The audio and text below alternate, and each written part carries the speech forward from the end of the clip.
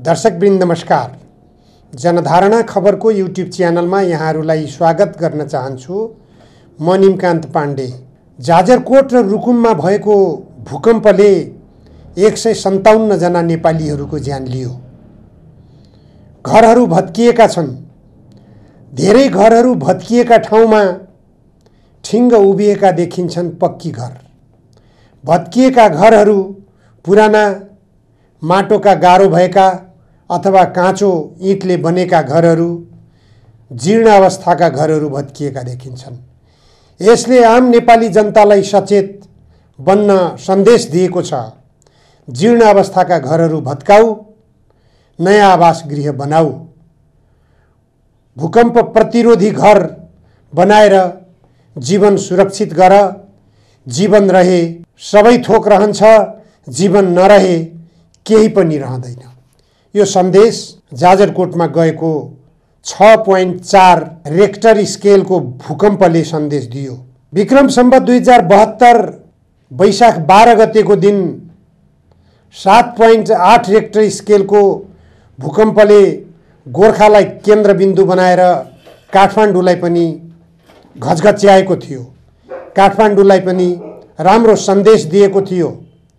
तर अहिले पनि काठमाडौँका असन बजार, काठमाडौँको क्षेत्रपाटी, काठमाडौँको अन्य विभिन्न ठाउँहरूमा र ललितपुरका मङ्गल बजार लगायतका ठाउँहरूमा काठका टेको लगाएर घरहरू गुजारा चलिरहेका छन्। ती घरहरू अर्को एकपटक भूकम्पको धक्का आयो भने सम्भवतः ठुलो धनजनको क्षति हुने निश्चित छ। त्यसतर्फ सरकारको दृष्टिकोण पुगिरहेको छैन।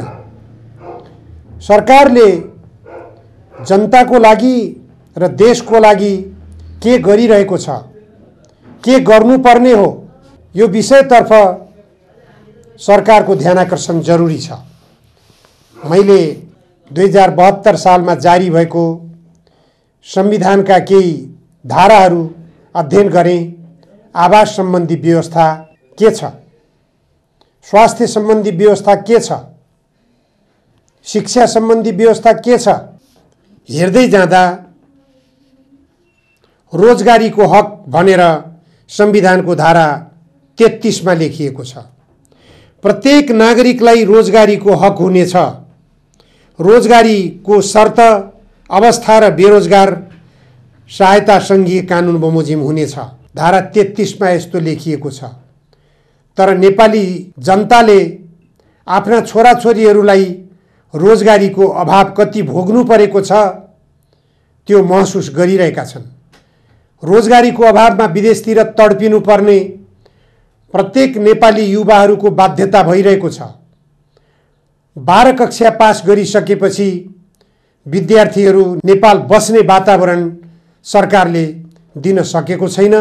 तर धन्यवाद दिनुपर्छ सरकार र राजनीतिक दलका नेताहरूलाई कि उनीहरूले संविधानको धारा 33 मा रोजगारी सम्बन्धी हकको व्यवस्था गरेका छन्। त्यसैगरी धारा 34 मा श्रमको हक भन्छ। प्रत्येक नागरिकलाई उचित श्रम अभ्यासको हक हुनेछ। यसको व्याख्या सरकार आफैले गरोस्। 10 वर्षे जनयुद्धको नेतृत्व गरेर देशमा गणतन्त्र स्थापना गर्ने जस्तो महत्त्वपूर्ण उपलब्धिमूलक काममा योगदान पुर्याएका पुष्पकमल दाहाल प्रचण्डले नेतृत्व गरेको सरकार छ देशमा। यो सरकारले संविधानको धारा 34 को श्रमको हक बारेमा पनि अध्ययन गरोस्। मैले यी धाराहरू किन पढ्न गइरहेको छु भने मलाई लाग्दछ प्रधानमन्त्री पुष्पकमल दाहाल प्रचण्डले आफैले संविधान सभाबाट जारी गरेको संविधान पनि पढ्न भ्याउनु भएको छैन। के हो रोजगारी सम्बन्धी व्यवस्था, रोजगारीको हक र श्रमको हक, त्यो बुझ्न जरुरी छ। संविधानको धारा 35 मा स्वास्थ्य सम्बन्धी हक लेखिएको छ। स्वास्थ्य सम्बन्धी हकमा प्रत्येक नागरिकलाई राज्यबाट आधारभूत स्वास्थ्य सेवा निशुल्क प्राप्त गर्ने हक हुनेछ र कसैलाई पनि आकस्मिक स्वास्थ्य सेवाबाट वञ्चित गरिने छैन। यो लागू भएको छ कि छैन, लागू गर्न किन सकिएन, यो प्रधानमन्त्री पुष्पकमल दाहाल प्रचण्डले आफैले आत्मसमीक्षा गर्ने विषय हो।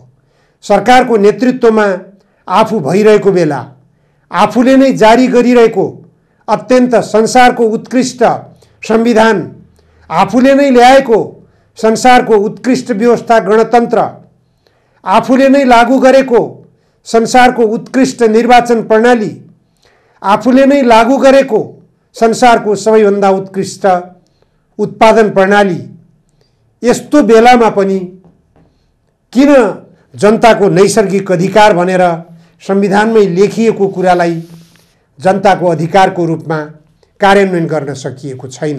त्यसैगरी धारा 36 मा लेखिएको छ संविधानमा खाद्य सम्बन्धी हक, प्रत्येक नागरिकलाई खाद्य सम्बन्धी हक हुनेछ।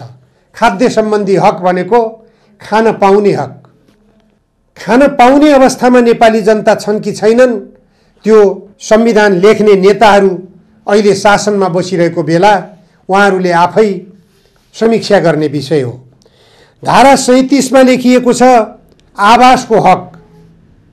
आवासको हक, प्रत्येक नागरिकलाई उपयुक्त आवासको हक हुनेछ।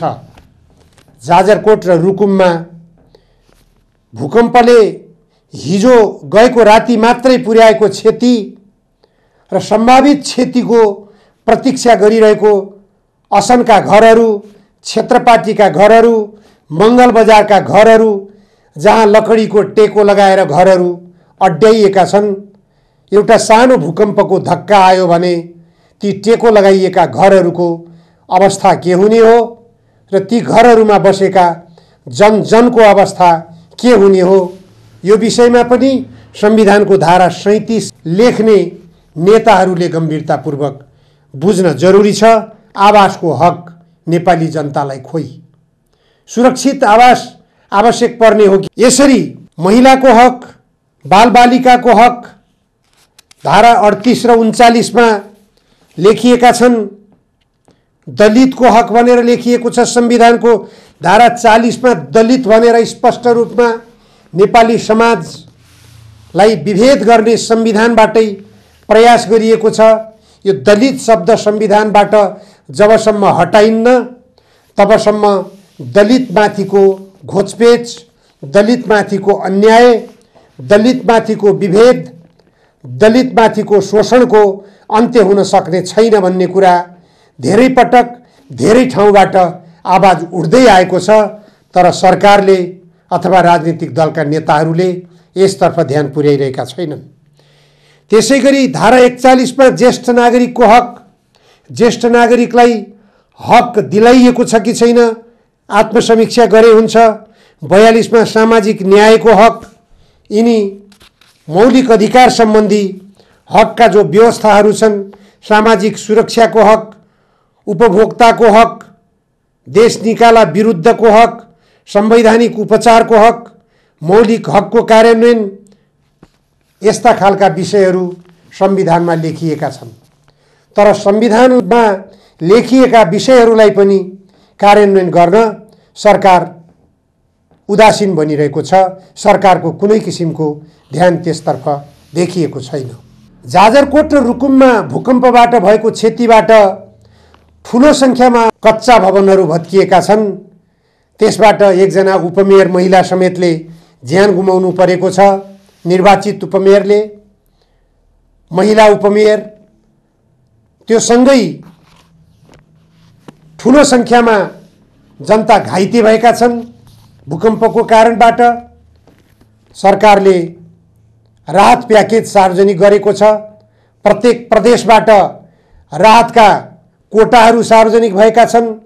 विदेशतिरबाट राहतका प्याकेज सार्वजनिक भएका छन्। विभिन्न निजी क्षेत्रबाट पनि राहतका घोषणा भएका छन्। करोडौं करोड धनराशि राहतका निम्ति जम्मा हुँदैछ। तर यसैमा भारत सरकार र चीन सरकारले पनि भूकम्प पीडित क्षेत्रमा काम गर्न उत्सुकता देखाएका छन्। उनीहरूले देखाएको चासो, उनीहरूले देखाएको उत्सुकतालाई नेपाल सरकारले अहिले आवश्यकता नपर्ने भनेर जवाब फर्काएको छ। छिमेकी देशहरूबाट गर्न खोजिएको सहयोगलाई आवश्यक नपर्ने, के कारणले यो आवश्यक नपर्ने भनेर जवाब फर्काउनु परेको हो, यो एउटा आश्चर्यजनक छ। तर नेपाल सरकारले यति बेला 157 जना नागरिकहरूको मृत्यु हुँदाखेरि जुन किसिमको तदारुकता देखायो, स्वयं प्रधानमन्त्री घटनास्थल जाजरकोटमै रुकुममै पुगेर पनि पीडित जनताहरूसँग साक्षात्कार गर्नुभयो, यसको प्रशंसा व्यापक रूपमा भइरहेको छ। सर्वत्र प्रधानमन्त्रीले प्रशंसा पाउनु भएको छ। सबै राजनीतिक दलका नेताहरूले सरकारप्रति सहयोगको प्रतिबद्धता जनाएका छन्, सहयोगमा ऐक्यबद्धता जनाएका छन्, सरकारको सक्रियतालाई धन्यवाद पनि दिएका छन्। तर यहीँनेर नेपालका राजनीतिक दलका नेताहरूले गम्भीरतापूर्वक मध्यनजर गर्न जरुरी छ र साथै नेपाललाई भूकम्पबाट क्षति पुगेको अवस्थामा सहयोग पुर्याउन तयार भएका भारत, सहयोग पुर्याउन तयार भएको अमेरिका, रुसबाट पनि राष्ट्रपति भ्लादिमिर पुटिनले राष्ट्रपति रामचन्द्र पौडेललाई सहयोगको निम्ति प्रस्ताव गर्नुभएको छ। यी सबै सहयोगको निम्ति प्रस्ताव गर्नेहरूले अहङ्कारजन्य उन्मादबाट, उहाँहरूले प्रहार गर्ने रकेटबाट, उहाँहरूले प्रयोग गर्ने बमबारीबाट हजारौं जनताको ज्यान गइरहेको छ। अहिले मात्रै पनि इजरायलले प्यालेस्टाइनीहरूको बाँच्ने अधिकार हनन गरिरहेको छ। हमास विद्रोहीलाई कारबाही गर्ने नाममा इजरायलले जुन ढङ्गले कारबाही गरिरहेको छ र विश्वलाई आतंकित बनाइरहेको छ, यसमा गम्भीरतापूर्वक ध्यान दिन जरुरी छ। ती नेपालको जाजरकोट र रुकुममा भएको भूकम्पको क्षतिप्रति सहानुभूति व्यक्त गर्ने राष्ट्राध्यक्षहरू, राष्ट्रहरूले मान्छेहरूको बाँच्ने अधिकार किन हनन गरिँदैछ?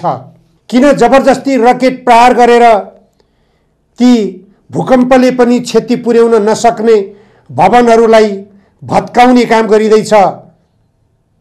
भग्नावशेषमा पुर्याइँदैछ ती बस्तीहरूलाई जहाँ जनताको बसोबास थियो, निरीह बालबच्चाहरूको बसोबास थियो, महिला वृद्धहरूको बसोबास थियो। उनीहरू मर्लान्, उनीहरू मारिएलान् भन्ने त्रास ती आतंककारी राज्यहरूमा किन भएन? ती आतंककारी राज्य सरकारहरूमा किन भएन? यो गम्भीर प्रश्न अहिले ती राष्ट्रहरूसँग नेपाल सरकारले गर्न सक्नुपर्छ। नेपालमा भूकम्प आयो, भूकम्प संसारमा जान्छ, सबै देशहरूले भूकम्पको धक्का बेहोर्नुपर्छ। तर ती देशहरूको अवस्था, ती राज्यविहीन जनताको अवस्था, ती पानी समेत पिउन नपाएका जनताको अवस्था हामीले गम्भीरतापूर्वक मध्यनजर गर्न पर्छ। त्यसमा पनि अल्पविकसित राष्ट्रहरूको 47 वटा राष्ट्रहरूको अध्यक्ष राष्ट्रको रूपमा रहेको नेपाल र त्यो नेपाल देशका प्रधानमन्त्री प्रचण्डमा यो संवेदना किन विकसित हुँदैन? किन प्रस्फुटन हुँदैन? नागरिकहरूको बाँच्ने अधिकार सुनिश्चित गर। नागरिकहरूलाई प्रकृतिले पनि हमला गरिरहेको छ। शासकहरूले, धनी राष्ट्रहरूले किन हमला गरिरहेका छौ? प्रकृतिको सामना गर्दै जीवन सुरक्षित बनाउँदै आएका जनतालाई रकेट प्रहार गरेर, बम प्रहार गरेर मार्ने काम बन्द गरौँ। युद्ध विरामको आह्वान नेपालका प्रधानमन्त्रीले अल्पविकसित राष्ट्रहरूको सम्मेलन बोलाएरै पनि आह्वान गर्न सकिन्छ। गौतम बुद्धको जन्मस्थल नेपाल, त्यो नाताले पनि युद्ध विरामको आह्वान गर्न सकिन्छ। सगरमाथाको देश नेपाल, जहाँ यी युद्ध उन्मादले गर्दा यहाँको वातावरण प्रदूषित भइरहेको छ, सगरमाथा प्रदूषित भइरहेको छ। सगरमाथाको प्रदूषणलाई नियन्त्रण गर्न, सगरमाथाको प्रदूषणलाई रोक्न युद्ध विराम सगरमाथाकै चुचुरोमा पुगेर पनि प्रधानमन्त्री प्रचण्डले गर्न सक्नुपर्छ। प्राकृतिक विपत्तिबाट जसले पनि सामना गर्नुपर्छ, तर बनावटी विपत्ति ठुला राष्ट्रहरूको अहङ्कारबाट सृजना हुने विपत्ति, ती विपत्तिहरूको विरुद्धमा साना राष्ट्रहरूको, अल्पविकसित राष्ट्रहरूको अधिकारको रक्षाको निम्ति अल्पविकसित राष्ट्रहरूको अध्यक्षको हैसियतले हाम्रा देशका प्रधानमन्त्री पुष्पकमल दाहाल प्रचण्डले आवाज उठाउन किन नसक्ने? यो गम्भीर विषयतर्फ ध्यानकर्षण जरुरी छ। भूकम्प पीडित जनताको उद्धारको निम्ति जसरी प्रधानमन्त्री पुष्पकमल दाहाल प्रचण्डले सक्रियता देखाउनुभयो र सहयोग र सद्भावको आश्वासन पनि सबै राजनीतिक दलहरूबाट, निजी क्षेत्रबाट पनि पाइरहनु भएको छ। संसारमा अत्यन्त आक्रामक देखा परेको युद्धको उन्मादलाई त्यसैगरी नियन्त्रण गर्न मैले अघि पनि उच्चारण गरिसकेँ। गौतम बुद्ध जन्मेको देश, सगरमाथाको देशको रूपमा प्रधानमन्त्रीले आफ्नो स्वामित्व लिँदै यो देशबाट सन्देश प्रवाह गर्न सकियो भने त्यो देशको प्रधानमन्त्रीको सन्देश अत्यन्त प्रभावकारी हुन सक्नेछ भन्ने कुरातर्फ प्रधानमन्त्री पुष्पकमल दाहाल जिम्मेवार बन्न जरुरी छ, त्यसतर्फ गम्भीर बन्न जरुरी छ। हस्, आजलाई यति मात्र। धन्यवाद। नमस्कार। म निमकान्त पाण्डे।